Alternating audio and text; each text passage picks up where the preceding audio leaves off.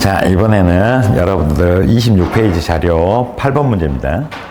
일부 인플루언서들은 자신의 사회적 영향력을 확대하기 위해 대중이 관심을 보일 만한 주제들을 소셜미디어로 소개한다. 그렇죠? 이거는 나쁜 건 아닙니다. 이거는 인플루언서. 근데 이러한 목적을 위해 소셜미디어를 활용할 때 나타날 수 있는 부작용의 예를 들고 이를 완화하기 위한 교육적 방안을 설명하시오. 이것도 이제 앞에서 계속해서 나오는 주제들이잖아요. 그렇죠? 이제 부정적인 예시를 보게 되면은 거짓 정보 제공 및 어떤 개인의 욕망, 자극적인 정보 컨텐츠, 그렇죠? 그다음 맹목적인 신뢰, 사회적 관계의 어떤 불균형 심화, 혐오, 폭력적 표현 일상화되고 개인정보 유출, 소셜미디어 중독 등의 문제를 고려하는 어떤 자신의 생각을 제시하면 되고, 지도 방안이죠. 이제 지도 방안은 정보의 사실관계 파악 방안 및 소셜미디어 컨텐츠 주제 선택 어떤 방식이고, 컨텐츠 제작 방법에 있어서 어떤 윤리성, 편향되지 않은 어떤 정보 공유 방안, 그 다음에 마지막으로 개인정보 방안, 보호 방안에서 저작권 문제, 또 비폭력적 표현 방법 등 지속 측면을 고려해서 논리적으로 여기서 어떤 자신의 얘기를 하면 되고요. 그다음 내용적인 측면보다는 부작용의 예와 지도 방안 간의 어떤 논리적 연결성, 사회성과 윤리성을 바탕으로 사고가 표현해야 할 교사로서 어떤 적절성을 높이 평가한다겠는데, 네, 이거는 이제 이 주제는 인성교육하고 민주시민 교육 측면에서 이제 어떤 내용들 유의사항 참고하시면 되고요. A씨 답안도 보게 되면은 A씨 답안도 그렇게 어렵지 않죠? 자, 우리 A씨 답안은 2분을 기반으로 다 만들어 놨다겠습니다. 오늘 세계 각국의 많은 인플루언서들은 인터넷의 발달로 대중과 소통이 쉬워지면서 대중들과 소통이 쉬워졌다는 형태로서 어떤 너무 부정적으로 이걸 봐서는 안 된다겠어요. 초등학생들 지금 25년도 올해 초등학생들 4위 직업 진로 탐색의 4위가 지금 여기서 유튜버잖아요. 각자의 관심 분야에 대한 어떤 정보를 사람들과 공유하고 있어요. 관심 분야에 대한 정보 공유, 이게 중요합니다. 잘못한 어떤 자극적인 컨텐츠를 내놓는 소수의 사람을 보면서 전체를 불신하면 안 돼요. 이해하셨죠? 그래서 이거를 정당하게 봐줘야 돼요. 하지만 이들 중 일부는 자신의 사회적 영향력 확대를 위해서 때로는 잘못된 어떤 정보를 올리거나 문제점도 동시에 발생하고 있어요. 누구는 실시간 라이브에서 그냥 뭐 과속 운전 180km 받다가 걸려본 사람, 또 경찰서 가서 난동 부리기까지 뭔가 너무 이제 이건 잘못된 어떤 형태들이잖아요. 그렇죠? 문제 있고, 대표적으로 관심을 끌기 위해 사실 확인이 되지 않은 어떤 정보나 자극적인 컨텐츠가 확산되는 문제이고, 이러한 정보는 학생들에게 왜곡되는 어떤 판단을 유도할 수 있고, 특정 집단을 혐오하거나 조롱하는 어떤 표현은 또래 관계의 불균형, 사이버 불링으로 이어질 수 있는 위험이 있죠. 또한 개인정보 노출이나 SNS 과몰입과 같은 문제도 함께 발생할 수 있어요. 자, 여기서 3번. 이러한 부작용을 완화하기 위해서 학교에서는 교육적 접근이 필요하다고 생각하고, 첫 번째, 정보 판별 능력을 기르는 교육이 중요합니다. 그렇죠? 어찌됐든 우리 아이들을 보호해야 되잖아요. 학생들이 SNS에서 접한 정보를 그대로 믿기보다는 출처와 근거 자꾸 이게 나옵니다. 확인하고 여러 관점을 비교하는 연습이라겠죠. 그래서 양면성을 다 본다겠죠. 통해서 양면성을 보는 어떤 연습이죠. 학교에서 수업에서 앞 시간에 토론 등을 통해서 어떤 비판적으로 정보를 해석하도록 비판적인 생각 사고 길러줘야 되고요. 두 번째, 컨텐츠 제작과 공유 과정에서는 어떤 윤리 교육이 중요하죠. 그렇죠? 온라인에서 어떤 표현 역시 타인에게 영향을 주는 점을 인식하고 혐오적이거나 어떤 편향된 표현을 스스로 점검하는 어떤 민주시민 의식을 길러줘야 됩니다. 그래서 사이버 예절 교육이라고 그러죠. 이 파트고, 세 번째, 개인정보 보호와 저작권에 대한 어떤 교육을 통해서 온라인 공간에서도 타인의 권리와 존엄을 존중하는 어떤 태도를 갖도록 지도해야 하는 교사 역할이고요.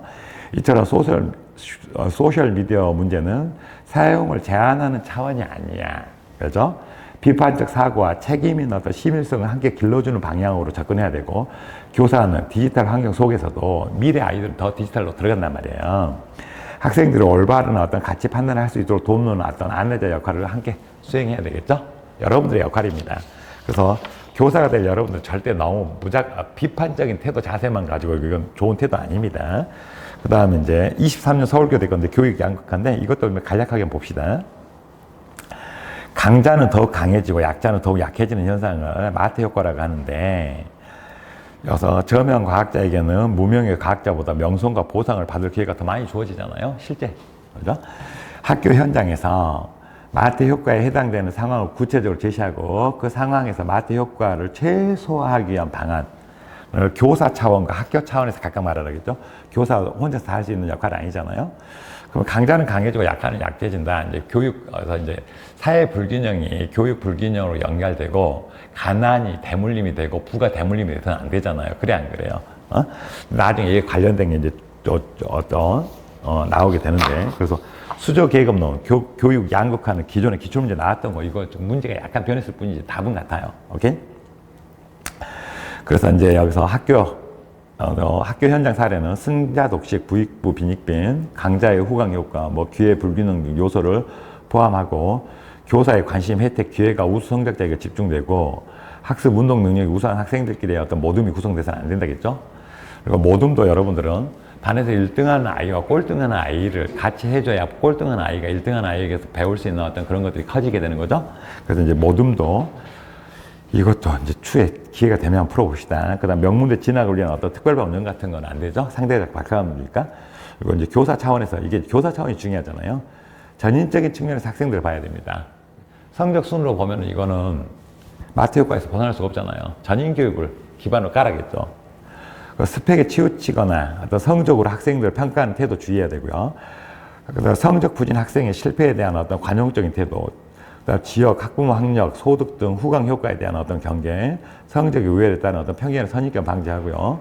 소외 및 취약계층에 대한 어떤 편견과 관심과 배려 등인데, 그래서 여기서 이제 학교 차원에서 저소득층 가덕, 그다음 경제적 지원, 학습 부진화, 학습 향상 위한 방안 실행, 소외 계층 교육 여건 개선, 양질의 교육 기회 제공 균형 아니어서 기회 균등 제공 및 보장 등을 제시하면 무난한데, 근데 기존에 이게 이제 경임에서 나왔었어요.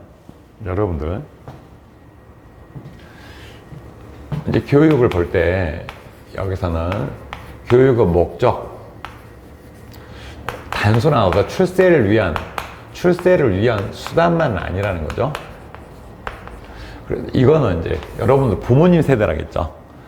후진국, 중진국일 때는 교육이 출세의 목적이 될 수밖에 없었어요. 왜? 너무 다 못 사니까. 근데 지금 25년도, 그죠? 25년도 우리나라는 선진국입니다. 그러면서 이제 교육의 어떤 본연의 가치, 그래서 내적 성장, 지금 이걸 추구하고 있어요. 그럼 여러분한테 하나 물어볼게요. 이제 여기서 우리가 지식교육으로, 학교 교육에서도 전인 교육이 잘 이루어지지 않고 지식교육으로 이제 빠져드는 이유는 눈에 보이는 점수잖아요. 그죠? 일회성의 시험 결과 가지고 학생들이 잘난 말, 못난 말로 나눠버리게 되거든요. 지식교육의 결과만 가지고. 일단은 좋은 대학 가냐, 못 가냐, 좋은 직업을 얻냐, 뭐냐. 그럼 좋은 직업을 얻었을 때는 훌륭한 학생이고, 또 지식교육 수준이 낮아버리게 되면은 이건 훌륭하지 못한 학생이 돼버리게 되잖아요. 그죠? 잘난 말과 못난 말로 돼버리는데 지식으로 눈에 보이는 걸로 단편적으로 평가할 수 있으니까. 그럼 결국은 여기서 우리가 지식교육으로 치중하는 거, 전인 교육이 약화되고 지식교육이 강화되는 거는 이제 부모님들이 어쩔 수 없었어. 출세를 위한 공부를 했던 분들이니까 자식들에게도 이걸 내적 성장을 보다는 이걸 우선한다고 했는데, 그럼 결국은 좋은 직업이 있고 나쁜 직업이 있단 말이에요. 사람들이 여기서 좋은 직업이란 거. 그러면은 여러분들한테 한번 물어봅시다. 여러분들은 세상에는 좋은 직업과 나쁜 직업이 있다? 없다? 당연히 있다 그러겠죠. 그럼 교사 측면에서 좋은 직업이 있다? 없다?